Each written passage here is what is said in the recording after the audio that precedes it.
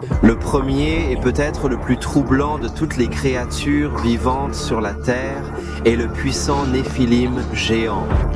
La Bible dit au début du chapitre 6 de la Genèse qu'ils étaient sur la terre à cette époque et plus tard, quand le Fils de Dieu est venu aux filles des hommes et leur a donné des enfants. Ce sont les grands guerriers légendaires de l'Antiquité, connus sous le nom des hommes de Renaud. Maintenant, je ne vais pas vous mentir, c'est un passage difficile de la Bible à comprendre, mais essayez de le garder dans votre cœur. Ici, nous avons ces anges, les fils de Dieu. Ce sont les fils de Dieu mentionnés dans le livre de Job. Vous savez que Lucifer voulait attaquer Job et le tuer. Ce sont des anges qui étaient dans le ciel avec Dieu et qui sont tombés. Vous voyez ces êtres angéliques, ils regardent vers le bas, ils voient les femmes de la terre, nous sommes belles. Alors ils sont venus sur terre et ont eu des relations sexuelles avec ces femmes qui sont tombées enceintes et ont donné naissance à ces hybrides, ces créatures mi-humaines, mi-angéliques. C'est là que viennent les géants Néphilim. Parce que ces Néphilim étaient de grande taille, les gens autour d'eux font d'eux des leaders de la lumière. Ils les regardent et pensent que ce sont des gens puissants. Ceux-ci sont géniaux. Alors vous posez peut-être la question, comment le Créateur a-t-il répondu à tout cela? La Bible indique que cela affecte profondément le cœur de Dieu. Ne croyez pas aux mensonges quand les gens parlent du Dieu de l'univers comme d'un Dieu lointain, assis sur un nuage, indifférent. Non, cela brise le cœur de Dieu quand nous nous égarons. Le Dieu de l'univers est un Dieu sensible. Nous sommes faits à son image. La raison pour laquelle nous avons des sentiments, un profond amour et une compassion, c'est parce que le Dieu de l'univers nous a donné ces sentiments. Il a donc pris ces créatures angéliques et les a enveloppées. Il les a attachées à des chaînes éternelles. Il les met dans un lieu sombre, dans les profondeurs de l'enfer, et les enferma là en disant « Vous ne sortirez plus jamais de ce lieu. Tu seras toujours là. » Que s'est-il finalement passé avec nos propres races d'hommes et de femmes? As-tu entendu la fascinante histoire de Noé et d'Aré?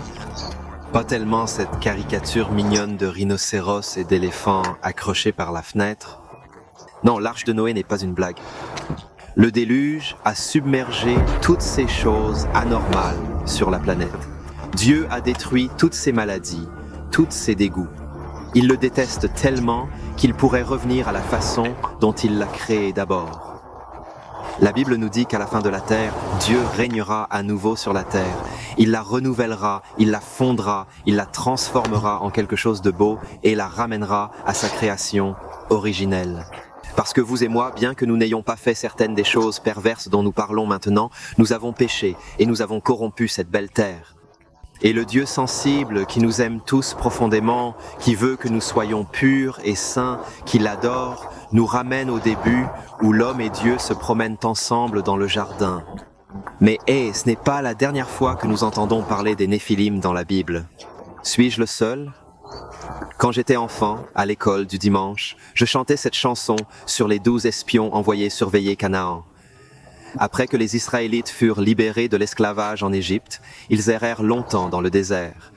Mais Dieu leur a promis qu'ils auraient une terre, qu'ils auraient une nation, un lieu où ils pourraient construire leur propre peuple et y vivre pour toujours. Les dieux les amenèrent vers les Cananéens.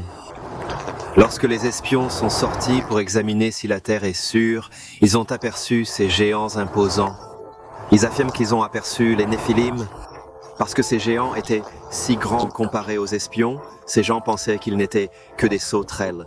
Puis les choses sont devenues plus intéressantes, car nous avons entendu parler d'une autre tribu de géants. Ces hommes ont appelé l'arbitre, et un homme appelé King Og est venu d'eux. Il n'était donc pas seulement un roi redoutable, mais aussi un géant redoutable. On rapporte que le lit du roi Oger mesure environ 13,5 pieds de long. C'est un lit king size, si vous en avez déjà entendu parler.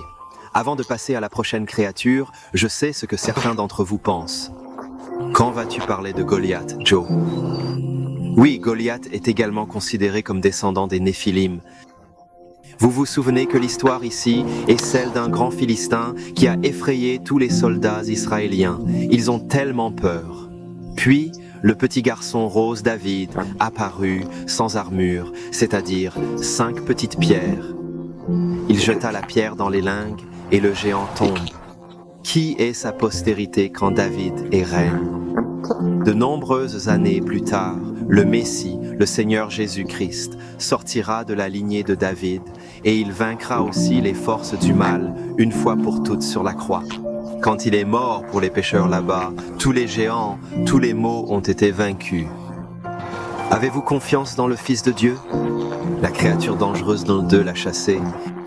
Maintenant, je vis en Angleterre. Je suis anglais et ce pays était autrefois une grande nation qui aimait le Seigneur Jésus-Christ. Tout le monde n'est pas chrétien, mais il y a beaucoup de gens qui respectent Dieu. Nous avons envoyé des missionnaires dans certains de vos pays, le Nigeria. Nous envoyons des missionnaires aux États-Unis, partout dans le monde. Mais peu de gens respectent Dieu maintenant, et beaucoup se considéreront comme des athées et des prédicateurs de rue. Tu sais la première question qui m'a été posée? Très bien, je vais te le démontrer. Oui, que suis-je en train de faire? Dinosaures, mec. Où sont les dinosaures? Oui, très bien. Question, voilà. Beaucoup d'athées viennent me voir. Si vous étiez athée, vous me poseriez cette question tout le temps. D'où viennent les dinosaures? Si vous lisez la Bible, il y a des dinosaures dans la Bible. Maintenant, mes amis chrétiens, vous avez-vous déjà posé cette question auparavant? Si on vous demande qu'il y a des dinosaures dans la Bible, indiquez simplement Job 40. C'est ce qu'il dit. Voici, maintenant sa force est dans ses hanches et sa force est dans son ventre.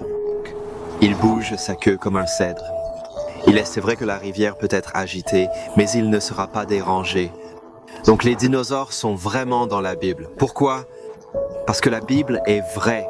Le livre de Job est considéré comme le plus ancien livre de la Bible. Il est donc très probable, que les dinosaures erraient encore sur la Terre au moment où le livre de Job a été écrit. Et ce dinosaure, avec une queue qui ressemble à un cèdre et un tronc d'arbre, est probablement un diplodocus. Mais il est important de se rappeler que ce Dieu ne décrit pas ce genre de dinosaure. Donc les sceptiques pensent « Oh oui ». Eh bien, la Bible est vraie parce que les dinosaures existaient en même temps dans le monde antique. Aucun Dieu ne décrit vraiment le Behemoth. Il n'y a qu'une raison. Humble, toi et moi avons quelque chose en commun. Nous venons tous de la poussière. Nous ne sommes que poussière et cendre. Et le Dieu qui a créé ces immenses bêtes, dans un instant, nous penserons à une autre personne qui dit « Regardez, vous êtes faibles. Bien que nous ne soyons rien, ce grand Dieu nous aime profondément. Ce qu'il a fait pour les hommes mérite notre respect. Nous nous repentons, croyons en le Seigneur Jésus-Christ et vivons pour lui, car il mérite notre louange et adoration. » Troisièmement, et enfin, l'une des créatures les plus effrayantes décrites dans la Bible est le Léviathan. Depuis le début du monde, les hommes et les femmes ont été fascinés par les monstres marins. Nous avons entendu parler des sirènes, de Moby Dick dans Pirates des Caraïbes et du grand requin blanc de Kraken.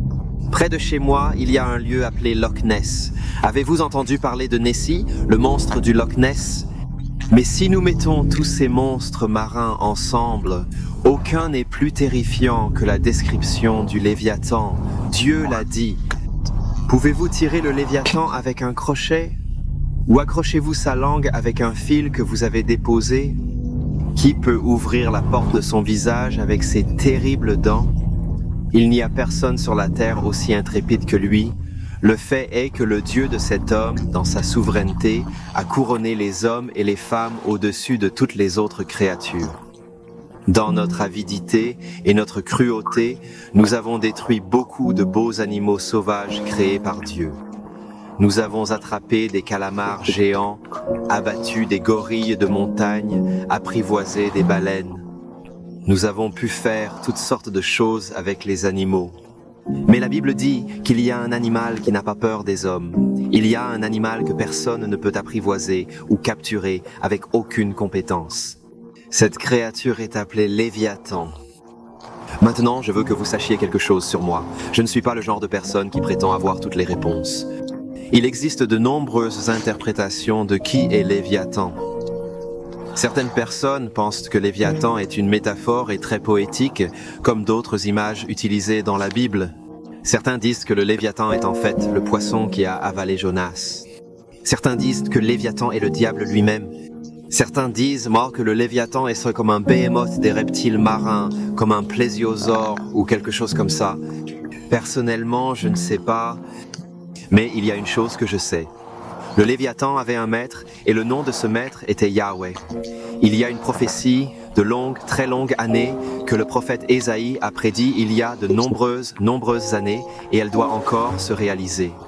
Il est clairement écrit, en ce jour-là, par son épée grande, puissante et redoutable, l'Éternel punira Léviathan, ce serpent qui s'enfuit avec ruse. Léviathan, le serpent tordu. Il détruira et tuera les créatures marines maléfiques. Un jour, Dieu éliminera, annihilera complètement tout ce qui est mauvais. Ma question est, de quel côté êtes-vous? En ce jour déterminant de la colère divine, prendras-tu en chasse et rattraperas-tu finalement Léviathan ainsi que tout le mal présent? Ou bien est-il gardé par le Fils précieux du sang rédempteur de Dieu qui s'est sacrifié pour les pécheurs il y a environ 2000 années? Si vous n'êtes pas venu devant le Seigneur Jésus-Christ, arrêtez de lui résister. Il t'aime. Il est ressuscité d'entre les morts. Il a dit que tout pécheur, tout homme qui s'humilie et se rend compte qu'il a besoin de moi, le Sauveur du monde, s'il croit en moi, s'il quitte son mauvais chemin et me donne sa vie, je leur pardonnerai et leur donnerai la vie éternelle. Tu le feras? Avant de partir, vous présentez-vous devant le Seigneur Jésus-Christ? Permettez-moi de vous parler franchement. J'ai mis beaucoup d'efforts dans la réalisation de cette vidéo aujourd'hui. J'apprécie lire des textes simples. Je ne suis pas quelqu'un de très profond, et souvent, je me sens à l'aise en restant dans les eaux peu profondes. Cependant, la foi chrétienne nous pousse à aller plus en profondeur, en nous confrontant à des passages que nous ne comprenons pas. Donc, j'espère vraiment aujourd'hui que cette vidéo a aidé certaines personnes, et peut-être qu'elle a défié d'autres à regarder des choses que nous ne comprenons pas, et des sujets qui peuvent nous mettre mal à l'aise. Si vous voulez regarder une vidéo sur les 5 choses que les gens verront au ciel, c'est-à-dire la mer qu'ils verront au ciel, cliquez ici. Si vous n'êtes pas déjà abonné, cliquez ici. Nous aimerions garder votre communion loin des pasteurs.